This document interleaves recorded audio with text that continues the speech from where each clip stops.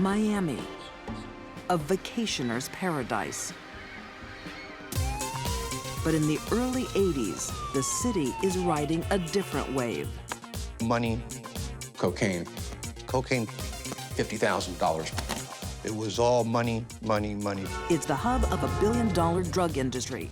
They just couldn't spend it fast enough. And America's murder capital. The bullets were everywhere. A crime-ridden city. The cops were just outgunned. Paradise lost. We had never experienced shootouts with machine guns in shopping malls and shootouts with machine guns in rush hour traffic, but we did experience that with the Colombian drug wars.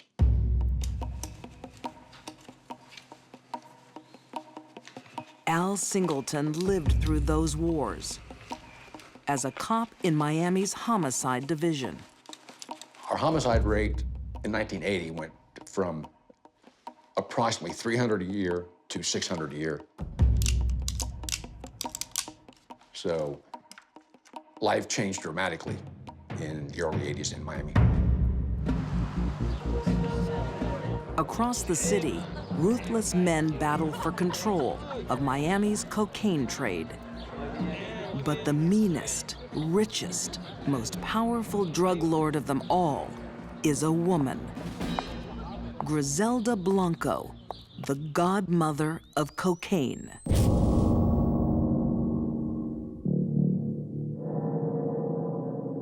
I think Griselda rose to the top of the ultra-violent world of drugs because she was the baddest of the bad, and she was a woman. Before, there had never been a woman with that much power and that much control in the drug business anywhere. The secret of Griselda's success is a total disregard for human life. Over 100 people are murdered by her hand or her order. Hey, DeLong, come here. How did you go? Okay. Don't mess with me. How did you go? For every killing carried out by her assassins, she demands gruesome proof. There you did good. Very good. She had to prove her stature. She had to prove her ruthlessness.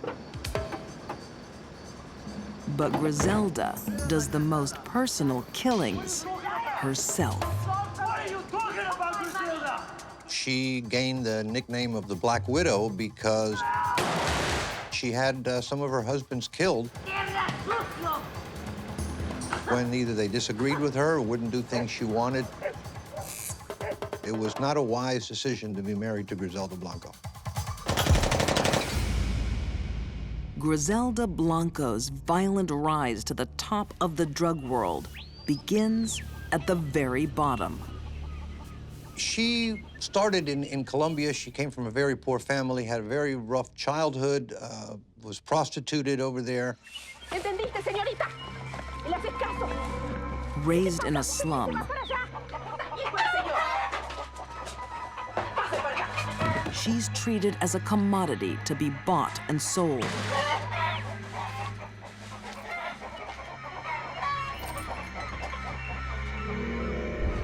No, no quiero. Váyase, por favor. Váyase, por favor. No, no, no, no, no. Age 16, she uses forged documents to escape to the United States. She decided to stop being the victim and become the victimizer, and that worked out well for her. It didn't work out for very many people that met her, though. Watching Griselda's rise to infamy was Miami cop Nelson Andrew. Things just fell into place for her, and she became the number one in South Florida and Colombia. Griselda orders murders as readily as other businesses order stationery. But one killing will shock even hardened cops. Gracias, you did a good job. It begins when Griselda puts out a contract on one of her own hitmen, Chucho Castro. Once they determined where Chucho had been living, they surveilled the house. They saw his car leave the garage of his home one day. They decided to follow it. But the killers don't know that Chucho is not alone. They did not see the fact that in the front seat of the car next to the driver was his son.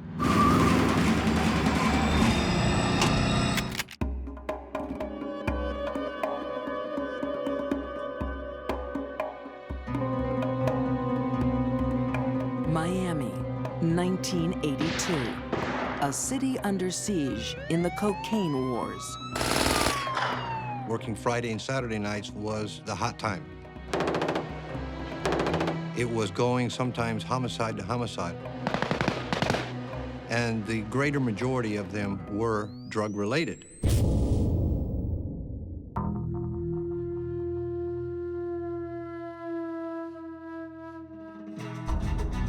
Of all the murders, one leaves a terrible mark. Chucho Castro is taking a drive with his son, Johnny.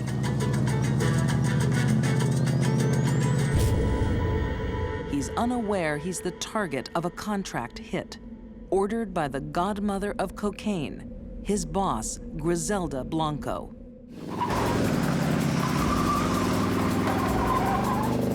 The van pulls alongside of them. They slide the door of the van open, and they start machine gunning the car.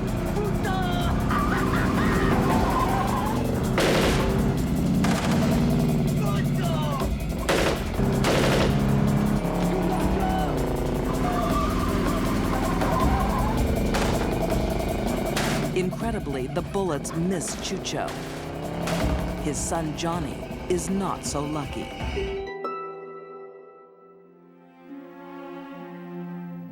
Once he escaped, realized his son had been killed. He drove back home. Really didn't know what to do. He couldn't call the police because he was wanted himself. Took the baby back home. Put ice in a bathtub. Put the baby in the bathtub to preserve him. Spent the night crying with this baby.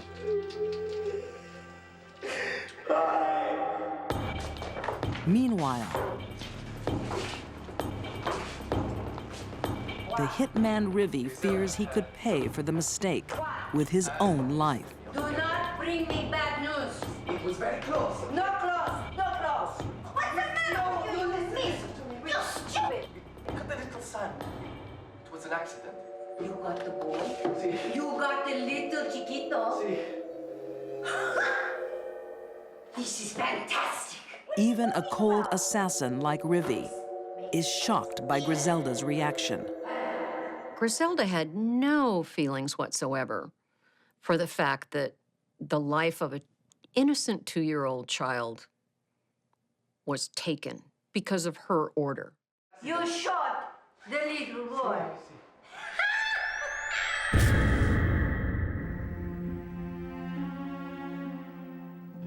I don't understand.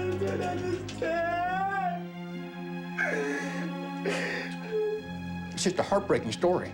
And when you think about what a shame it was that this baby had been killed, and the glee that Griselda took in the fact that they were successful in killing this baby, you know, words can't describe how evil this is.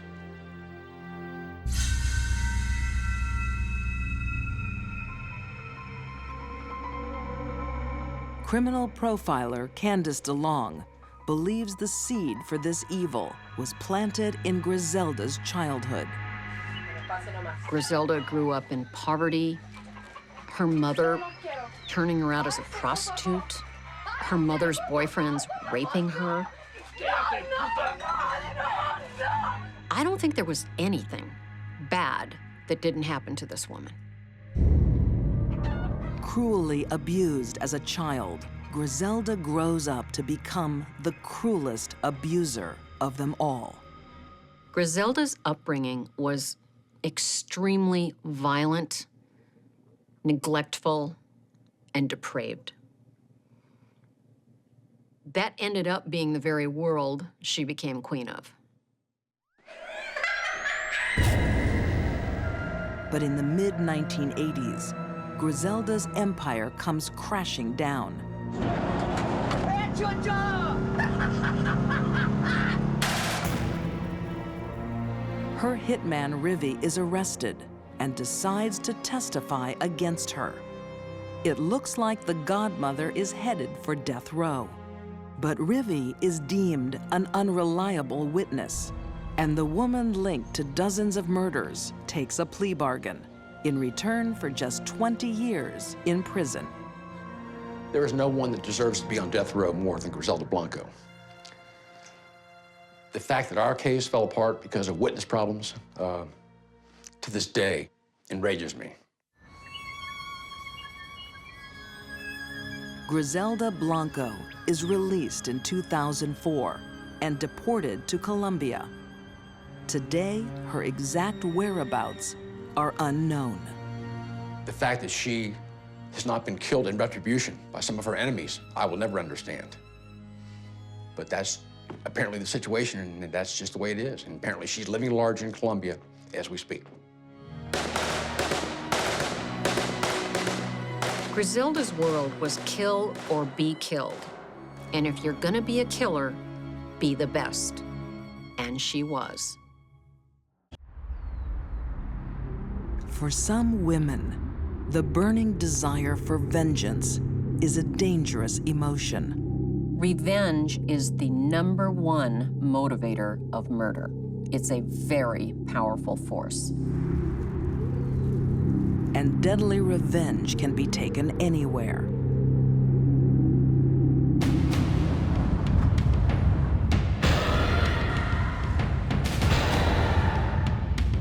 Even the lobby of a 4-star hotel.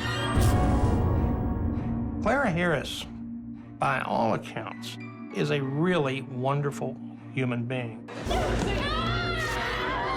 For this one brief moment in her life, she lost it.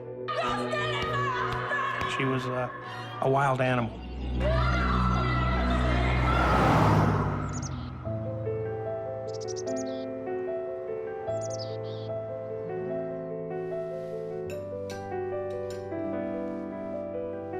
Clara Harris emigrated from Colombia and found the American dream. Hey, darling. What's up?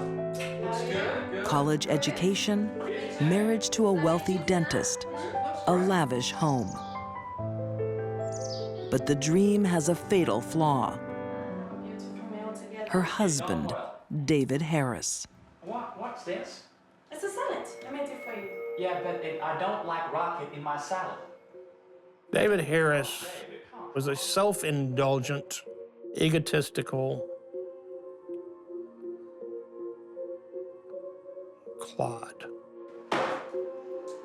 Everything about David was have the best of everything, have the best looking woman, have the best car, have the best house on the block, which they did. Texan author Stephen Long says that while David Harris seems to have it all, he still wants more. He wants his receptionist, Gail Bridges. Gail Bridges is a little cutie. She's a pretty good-looking woman herself. So it was a situation where David just wanted it all. For months, David cheats on Clara Harris, barely covering his tracks. The affair became quite obvious to the employees in David's orthodontics office. And one of them eventually went to Clara and told her.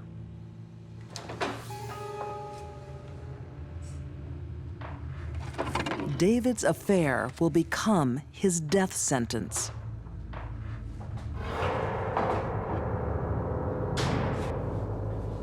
Hey, darling.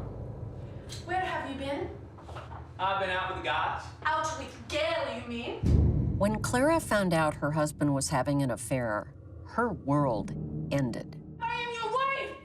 I am your wife! To lose her husband was to lose everything that was important to her. Do you love her? Do you love her? Her standing in the community, how others saw her, everything. And she could not deal with that. A shattered Clara won't leave her husband. She responds with obsession about her rival for David's love. She begged him to know about the other woman, demanded that he tell her about the other woman. According to private investigator Bobby Baca, that request sparks a searing comeback. And he said, okay, here's the differences. She has a boob job, you don't. She has little feet, you have big feet. She's got no fat. No fat. She's perfect. She fits better in bed with me than you do. She's smaller, she's more petite. You're fat, she's not. She basically made him tear her ego down. For David to tell Clara he was having an affair with another woman was like stabbing her in the heart. But to give her details and compare her to the other woman was like turning the knife. Clara couldn't take it. With jealous determination, Clara sheds the pounds. But the affair goes on. Clara was desperate to save her marriage. And she thought, because of things David said, that if she lost weight, if she was prettier, if they made love more often, that would be all it would take. But those are very shallow fixes for a very damaged marriage. Soon, the damage to her marriage will be complete when Clara takes matters into her own hands. He tells Clara he's going to break up with Gail, and he takes Gail to bed. He couldn't possibly have been thinking about what Clara would do.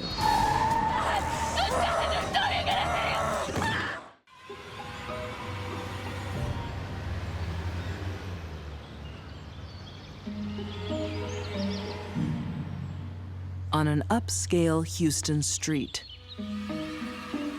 in a lavish house,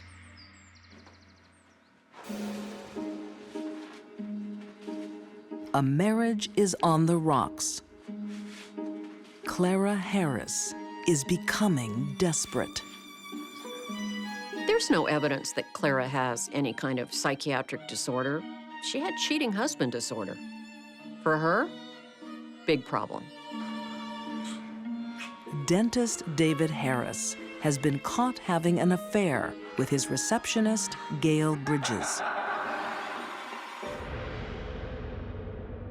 His next lie will turn this once loving wife into a killer. David told Clara that he was going to meet with Gail and break off the relationship once and for all. But Clara doesn't trust her husband anymore. She goes to private investigator Bobby Baca. She said, here's all the case information. He's going to meet her tonight. If you can get close and get recordings of what they're saying. She wanted that. Bobby puts one of her team on the case. She soon discovers that David Harris has no plans to break up with his lover, Gail. He went up into a hotel, checked into the hotel. He was with the other woman. Wait a minute, sexy boy. And at that point, we just wait for them to come out and video them coming out. And there's no reason why a married man would be alone in a hotel with another woman unless there is adultery. Oh, I can't believe it. And he lied to me and he's down here. Right, Mom. I'm so sick of it. Mom. When Clara learns the truth from the PI firm, I'm so furious. she snaps. Just leave it, just leave it. Enraged, she makes 16-year-old stepdaughter Lindsay phone her father. Harris. Daddy, have to come home, Bradley. See. with a lie to lure the lovers out. All right. Okay. Good. Thank you very much. And that is where our story really becomes incredibly violent, because she saw them come downstairs, get out of an elevator, hand in hand.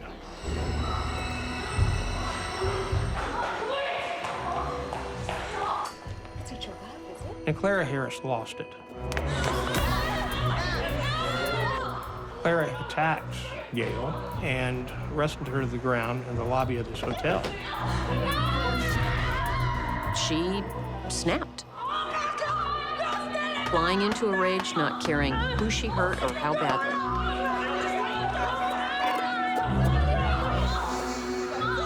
It's more than just a struggle. Clara's vengeful fury is shocking. The fact that Clara attacked Gail, and then once she was pulled off, went back and bit her, she's acting like an animal. Then, the final humiliation. David Harris told her, "It's over, Clara. You've blown it, it's over." And he walked out with the other woman. But it isn't over. This fight is about to enter its final bloody round. I don't think there was much going on in Clara's mind at the time of the attack. Just needing to destroy the two people who had destroyed her. If she had a gun, she would have shot them right there. If she'd had a knife, she would have stabbed them. She had her hands, she had her teeth, and then she had her car.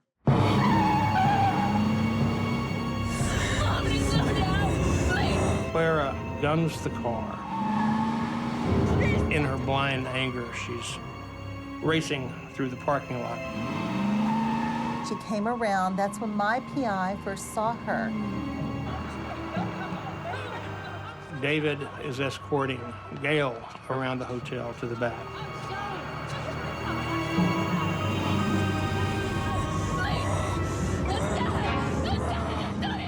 David pushed Gail. He did not get out of the way. Clara hit him. According to my investigator, when Clara's car struck David, his face hit the dash and his teeth were flying everywhere. There's more horror to come. As Clara turns the car.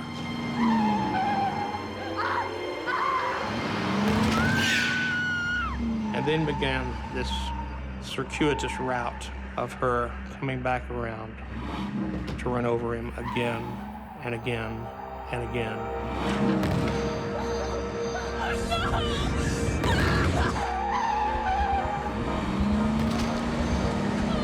Every time that car went over David Harris, it was like a meat grinder.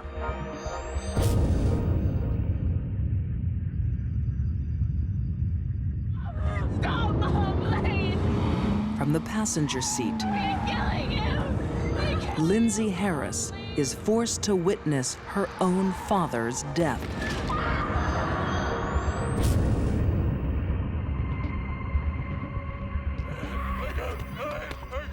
Clara stopped the car and got out and grabbed David, who was at that time barely breathing. And she picked him up and said, "David, look at what you made me do." Clara Harris is found guilty of first-degree murder and sentenced to 20 years in prison. I think Clara killed David because David killed their marriage. After years of belittlement and an ongoing affair, Clara could not be pushed any further. The only way to end that kind of pain was to kill the source of the pain. It's lucky that Gail wasn't also killed. The problem is that Clara Harris loved David too much. She loved him to the point that she was willing to kill to keep anyone from having him. Unfortunately, it was David who she was willing to kill.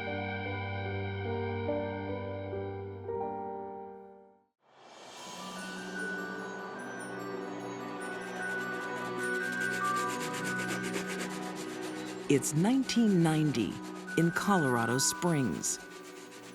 Jennifer Reale is wishing she never married her soldier husband, Ben. He's strict, controlling, judgmental. Have you been using that gym membership I got you? Yeah, why? Your ass looks like Jell-O. What do you expect after you've had 2 kids? Her husband was emotionally abusive, always denigrating what she was doing. She never could do anything good enough, well enough for him. Been going to the gym twice a week. It's not showing. She was not living the life that she had intended for herself. She had sacrificed her dreams and had become this army wife. Give me those. They're not done. I don't care.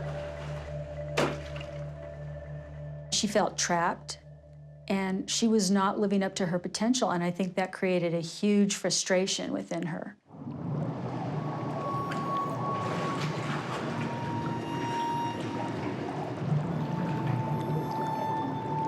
Jennifer's misery will soon have company. Hi, mind if I join you? His name is Brian Hood, a dashing 30-something with a sad story of his own. His wife, Diane, has an immune disease called lupus. She needs constant care. He was very disappointed that his wife had lupus. She wasn't the same person that he married. I sell life insurance. Jennifer and Brian hit it off. Brian Hood lit a spark in Jennifer's life that she hadn't felt for a long time. That spark erupts a month later when Jennifer is home alone. Brian makes a house call to sell her insurance, but ends up with a better deal.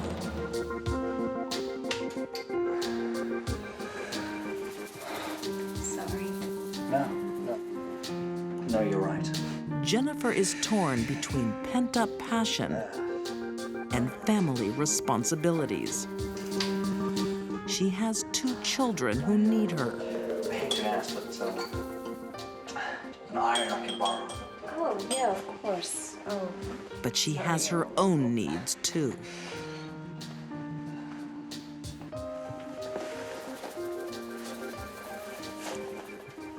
The first time Jennifer and Brian had intimate relations in her home, Jennifer was swept away. There was no returning.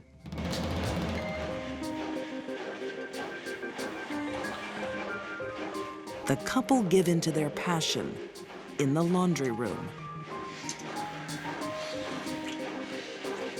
For the first time in a long while, Jennifer Reale feels the warmth of a loving man. Sexual arousal, affection, excitement, and he praised her. He lavished her with compliments, and in doing so, criticized her husband. This would be no ordinary affair.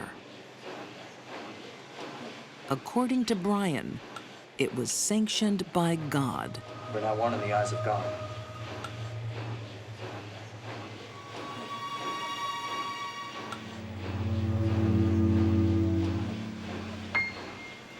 What Jennifer didn't realize is that Brian was not only as dominating as her husband, but worse.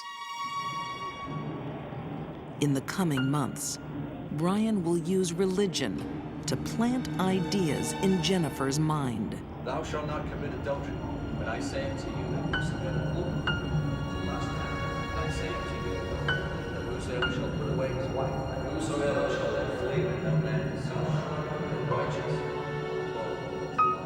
He presented a picture of them being able to live happily ever after with their collective 5 children if both of their spouses were removed from the picture. Thou shalt not commit adultery. To Jennifer, it's an attractive idea. But there's one thing in the way. Brian's sick wife, Diane. It would be so much easier for him if his wife simply died. Save the cause of fornication causeth her to commit adultery. Brian suggests a mercy killing. Right life, wrong woman.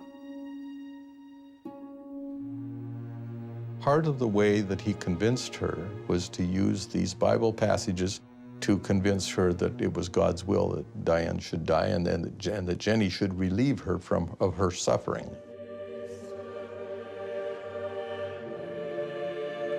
Jennifer is being asked to murder. Somehow, in her mind, she's starting to feel it's the right thing to do. For the victim, for her new lover, and for God. Right life, wrong woman. That's my first experience with anybody using the Bible to manipulate somebody to do a cold-blooded murder. Especially when the Bible says you shall not kill. Soon, Jennifer will defy the Bible and her instincts.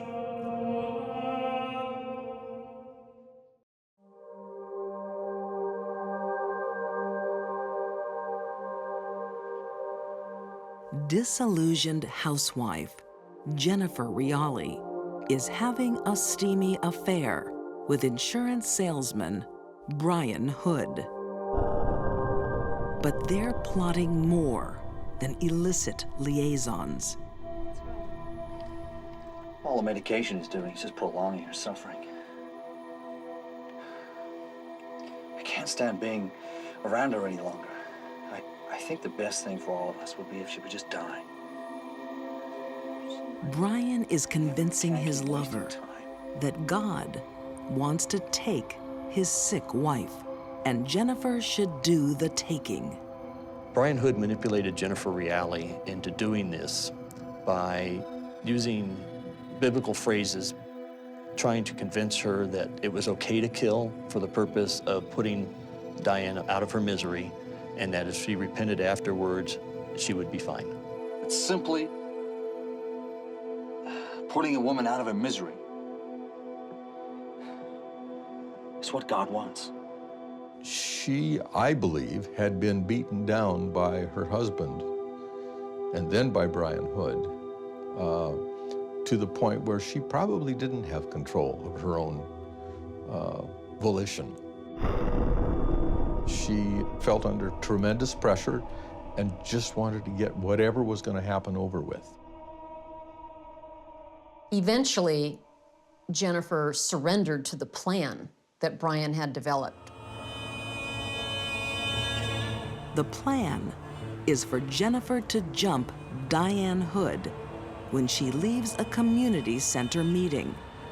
Brian wants it to look like a robbery gone wrong. You will then run at her and attempt to snatch her back. When she resists, you will shoot her twice. There's got to be 2 shots. She's got to be dead. She changed into army fatigues, some of which belonged to her husband, some of which she had purchased, and a ski mask. And she waited till 8:30 till the meeting let out. I can't believe how well you look. Oh, thank you. I'm feeling much better. The doctor says I'm almost normal. What's your secret? Take it, it's yours. I've been shot. She was on the ground begging for her life. I'm sure she was about as scared as one could be. Jennifer stood directly over her, cocked this single-action .45 automatic, and fired the second round, subsequently killing her.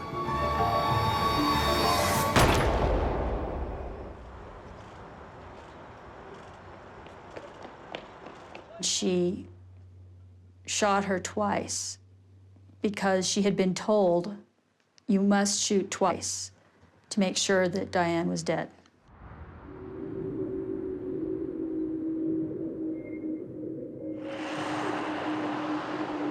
The crime snaps Jennifer back to reality. The next morning, she woke up and realized what she'd done. She was horrified by what had happened. And she's told us that it was like awakening from a deep sleep. And it was very soon after that Jennifer confessed to the crime in full. No. Do you want to tell me what happened?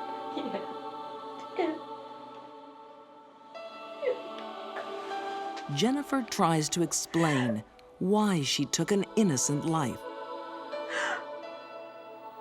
No one in the family can believe it. I was very surprised when I learned what Jenny had done because it was so far out of character. When I learned about the coercive manner in which Brian dealt with her, it began to make sense. And when I learned that she had confessed to her horror that she had done it, that made sense to me. That's who I thought she was. Jennifer's testimony helps convict Brian Hood. He claims innocence, but is found guilty of criminal solicitation and murder conspiracy. He's sentenced to 37 years. Jennifer is found guilty of first-degree murder and sentenced to life. Her father will spend the next 20 years trying to understand. I have between 13 and 14 feet of bookshelf, and I've read every one of them. Every kind of psychology you can think of. I just needed to learn how this could have happened. His conclusion: persuasion can be a murder weapon. Coercive persuasion. And a great many salespeople avail themselves of this method. And frequently they are, like Brian was, a psychology major in college. I think Jennifer Reale, had she never met Brian Hood, probably would never have killed anybody.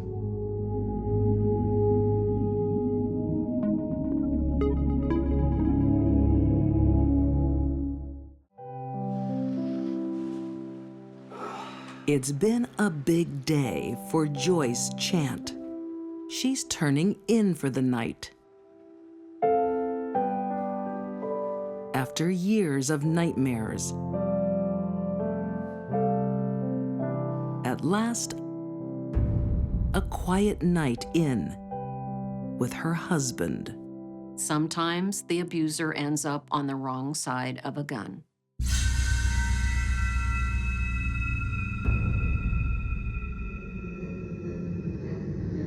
It was cold-blooded murder.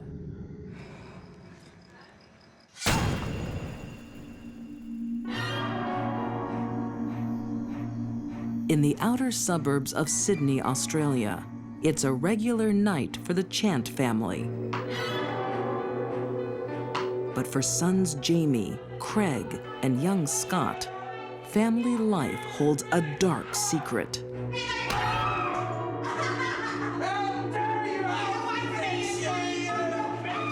Wayne Chant was a heavy drinker, heavy smoker, and extremely violent. His entire family were deeply afraid of him.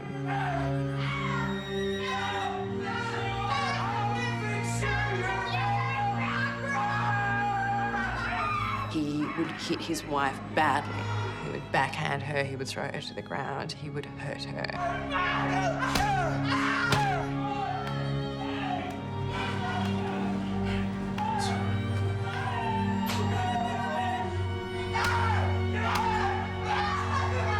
He was also violent to their 3 kids. It was a messy, dysfunctional, deeply, deeply unhappy household.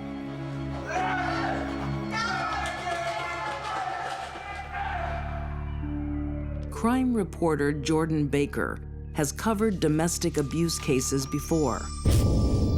But the Joyce Chance story is the most shocking she's ever seen.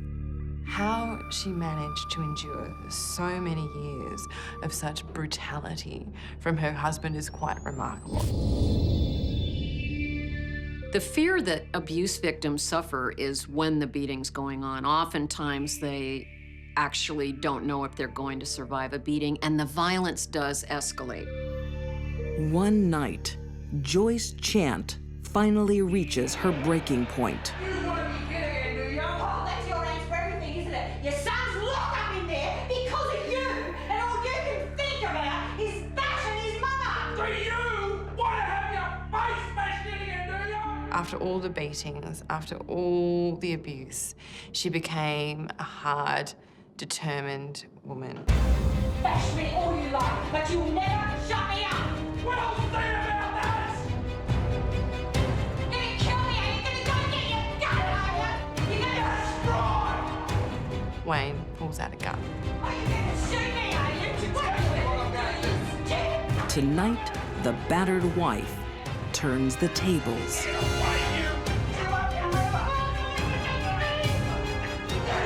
He falls.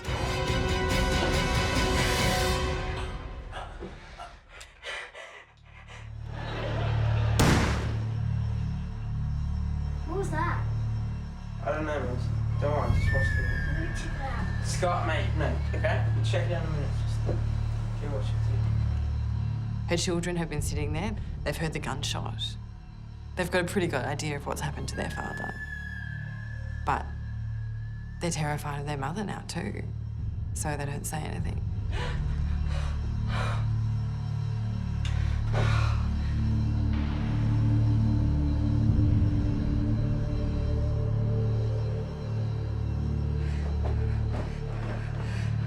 She wraps him in their bedsheet and leaves him there.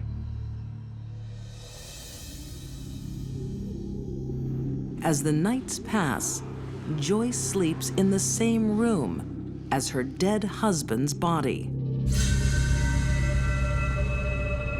To the children, the house is strangely quiet, and there is a foul smell. The body is starting to smell, it's starting to decompose. Joyce tells family and friends Wayne left her for another woman. But one person doesn't buy it. Wayne's mother, Dorothy. What do you want? What have you done with my son? I told you, he never come back from Bathurst. Probably shacked up with some tart. There's no way he would get up and go without contacting me. Well, he's proved you wrong, hasn't he? I want to see the boss. Dorothy Chant is a wily old woman. Her daughter-in-law is hiding something, and it's closer than she could imagine. For almost 2 weeks, the body sits in the bedroom. But Joyce is in no hurry to bury her husband. She's not done with him yet. Joyce Chant is sleeping with a dead man. It's her husband, Wayne. Brutal men married to women that they beat frequently end up shot in the head. Her young children are too scared to ask where their father is. Wayne's body stayed in the home up to 14 days. Joyce spends her nights planning what she's going to do with her husband's corpse. She comes up with a brutal, calculated plan.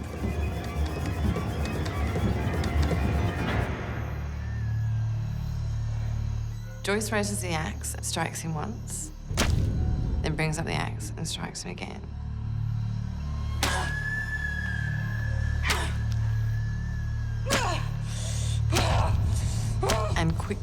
was overcome with so many years of anger and hatred and frustration. Soon she's cut off his leg, his other leg, and she chops off his arm, his other arm. She chops off both his hands.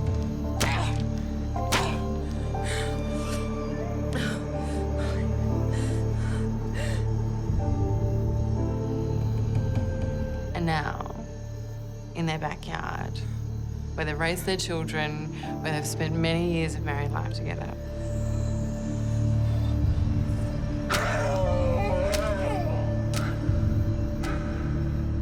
she hacks his head off.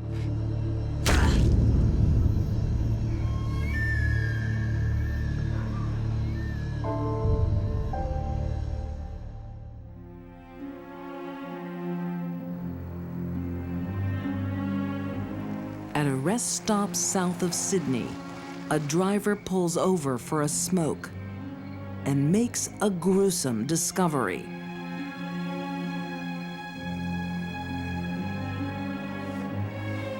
A human torso. And it's only the beginning. They found a leg in some mangroves in Sydney. A few weeks after that, they found an arm, but was barely recognisable as a human arm because obviously it had been cut off from the shoulder, but also the hands had been cut off. To investigators, it's a horrific murder that may never be solved. Because of course then they didn't have DNA, and there was no head, so they couldn't use dental records. There was no hands, so they couldn't use fingerprint records. It became one of Sydney's great mysteries of the early 90s. Joyce hides the head and the hands. She knows they are the only means of identifying Wayne's body. They put his head and his hands in an ice cooler. Joyce forces her eldest son, Jamie, to take part in this final annihilation of Wayne Chant's identity. This is a man that Joyce married, slept with, and had children with. And this was a man that was a father to the son doing this. Jamie does what he's told. With his father gone, it's now his mother that he fears. He promises to keep quiet and stick to Joyce's story. She would tell people that she thought he had run off with some other woman and was living in some other town. But Wayne's mother, Dorothy, is sure Joyce is lying. She continues to pressure the police. Oh, it's Doc Chant here. I'm ringing up to find out if you've got any more information on my son. Unfortunately not, Dorothy. Nothing's changed since the last time I spoke to you. Look, he wouldn't just get up and go without calling his mother. Until we find some more information, there's nothing we can do. But you need to get this out of his wife. She's the one that knows the truth. Yes, but according to our information, he's run off with another woman. She's lying. She's done something to him. Dorothy, if anything changes, I promise you I'll be the first to call. Don't you dare hang up. Something No one's listening to Dorothy for now. It seems like the perfect crime. No one was asking any questions anymore. But after 10 years, Jamie Chant finally breaks his silence. You don't want to hear this. He confesses to his girlfriend. Dad didn't go missing. Mom killed him. One day, police got a piece of information that changed everything. A young woman presented to a police station. She identified herself as an ex-girlfriend of Jamie Chant. And she told them that he had confessed to her not only that his mother had killed his father, but that she'd chopped up his body. Why didn't you go to the police? She would have killed me too.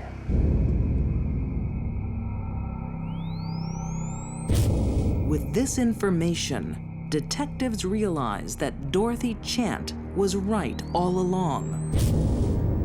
They believe they've finally solved the body parts cold case.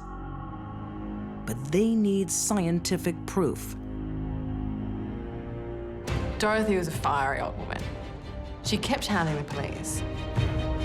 Luckily for them, Dorothy kept fighting till the day she died. Dorothy was also a clever woman. As her dying wish, she insisted that police take a vial of her blood so that even from the grave, she would be able to get justice for her son. So they took tissue from the body and the blood sample Dorothy had left before she died, and they sent them to the United States for some advanced DNA testing.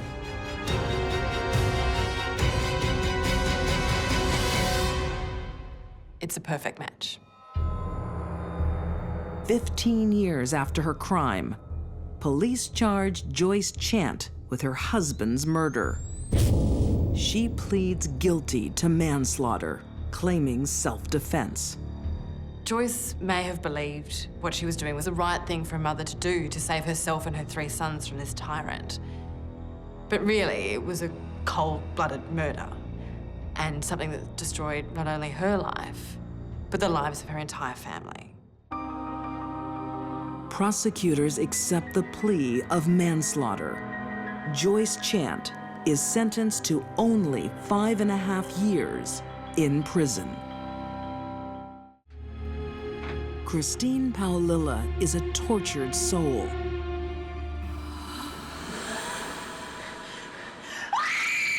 She would be instantly terrified. She would see her face in the mirror. Haunted by the faces of her 4 murdered friends. It was tragic and it was awful, and it was something, no matter what they were doing, they certainly did not deserve.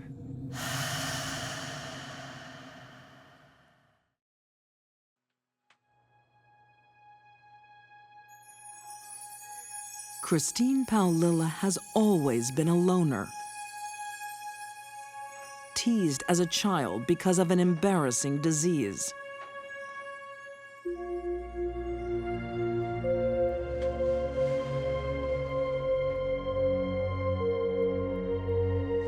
Alopecia, or hair loss, is almost always caused by severe stress. I mean, the fact that Christine lost her hair at such a young age is so sad, but it speaks to the enormous stress she was under. This poor little girl lost her daddy. She's only a couple years old. And then her mother turned to drugs, and that made it even worse.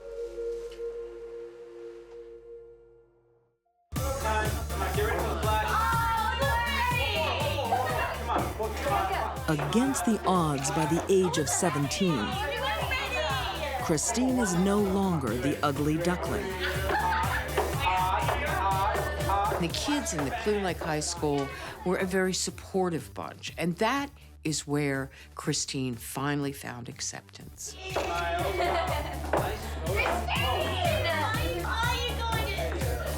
Life is on the up when she meets her first boyfriend, Chris Snyder. Christine's attraction to Chris is really no surprise. Chris was an outsider. Christine felt like an outsider all her life. So it was really a perfect match.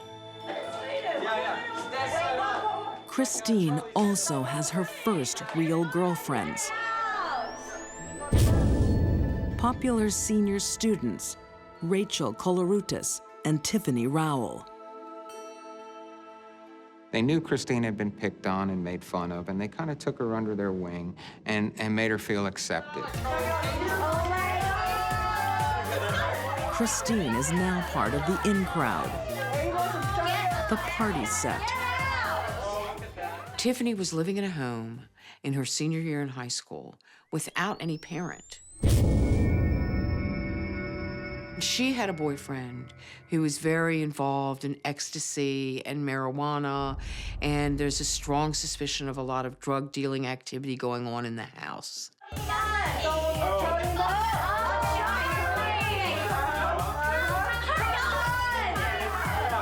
Drugs are also part of Christine's life. Nice, guys. as well as petty crime and violent movies, thanks to Chris.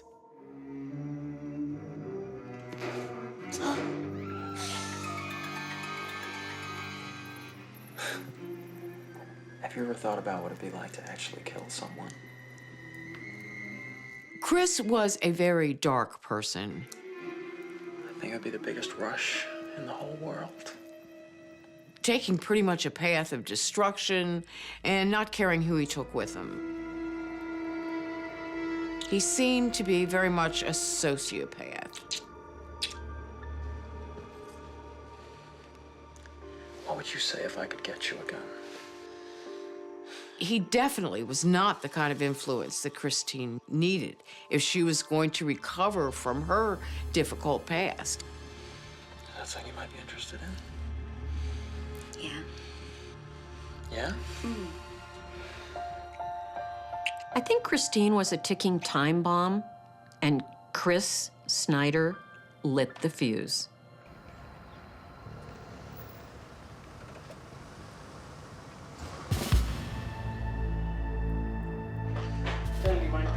$5 per person to walk into that. Nobody's got it. The lovers know drugs and cash are abundant at Tiffany's home. Is that it? They want them Yeah?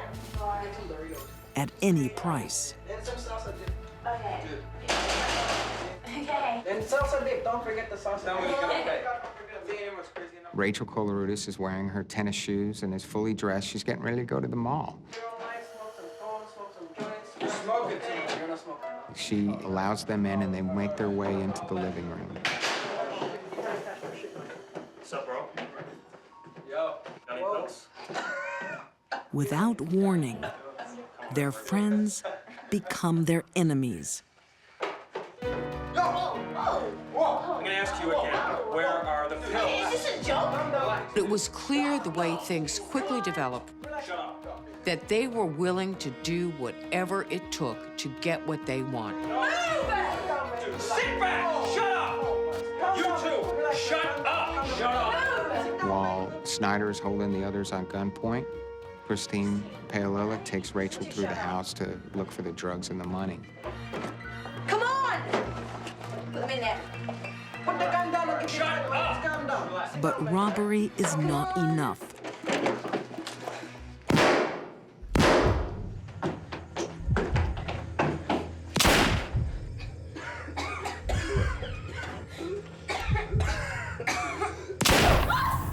She absolutely laid out why she had to kill him.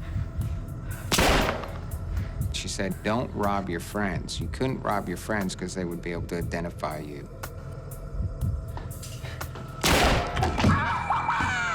Rachel gets shot numerous times. To her legs and to her buttocks and back area. And that Christine and Christopher then leave. Let's just go. Go!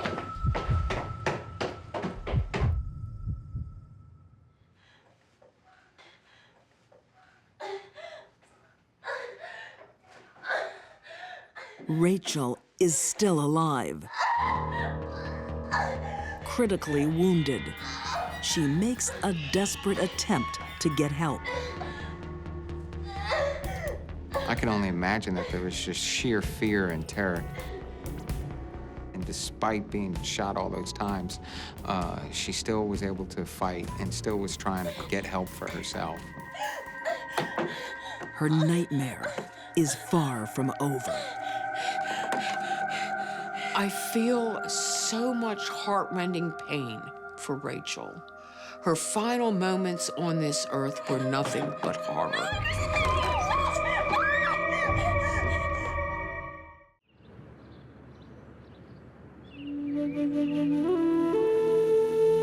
In the summer of 2003, in Clear Lake, Houston, 4 young friends are shot in cold blood.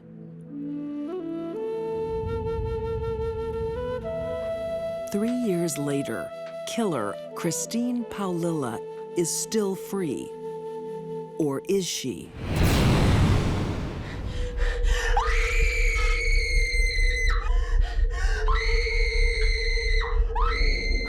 conscience is wearing her down.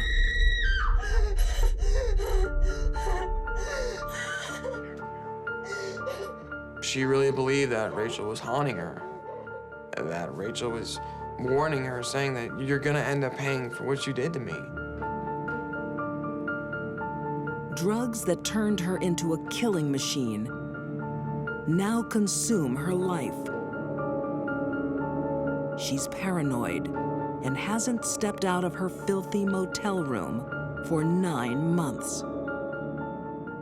There was a line of syringes, like little soldiers on the dresser, all filled with heroin, ready to fire away. Christine's only companion is her new husband, Justin Rott, a fellow drug addict. She says, I trust you, and I need to talk. So I had to go back inside to make sure they were all dead.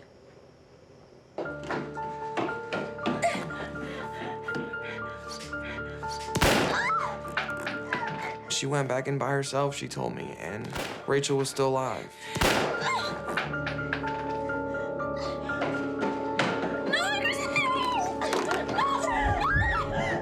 She was pleading, please, please.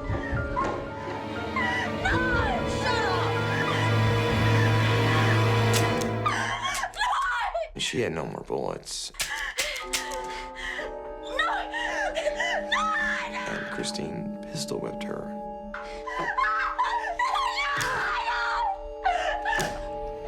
Till she died.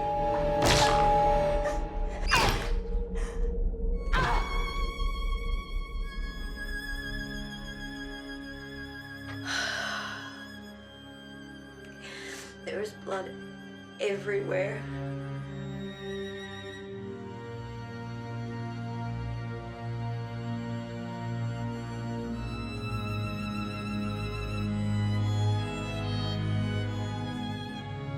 She told me she got back in the car and Chris took her to work 30 minutes after this happened.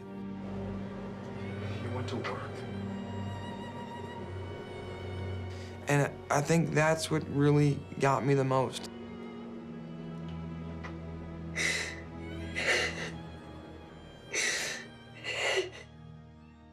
That act tells me everything I need to know about the heart and soul of Christine.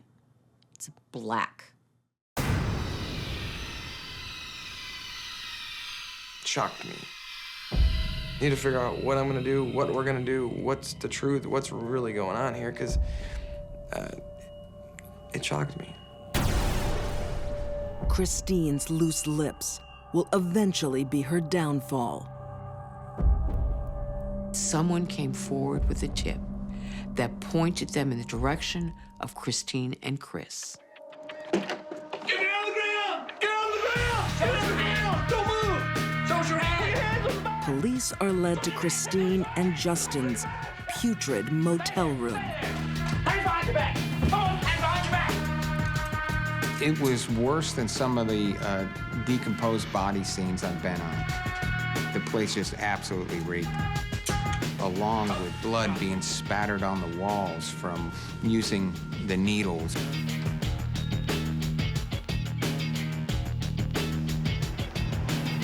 Under police questioning, Justin crumbles. Not until the day we actually got arrested did it actually become real and like she did do this. Everything she's told me is true. This isn't a joke, this isn't fake, this is real. Christine is convicted of 4 counts of murder. An automatic life sentence. The other killer, Chris Snyder, will never be brought to justice. By the time they got there, Chris was dead. He'd gone into the woods and taken his own life. Some people say, oh, that shows Chris's remorse. I don't think so. That's the hallmark of a sociopath. Christine killed the only 2 girlfriends she ever had, and she did it without anger. Christine could probably kill anyone. She's a very dangerous woman.